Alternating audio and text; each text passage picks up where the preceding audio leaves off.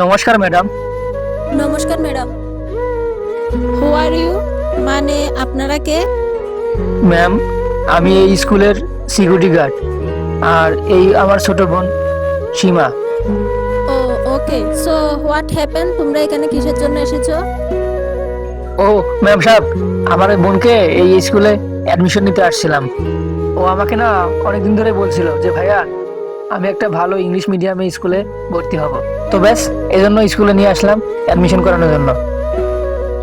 কি বলেছো তুমি? ওর এডমিশন করাবে এখানে? Are you crazy?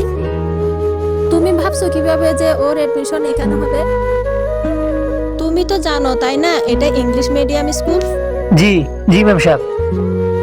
তোমার যোগ্যতার স্কুল খুঁজো, তোমার যোগ্যতা কিন্তু চেয়ে ম্যাম সাহেব, বাইরে যাইও না। I say get out.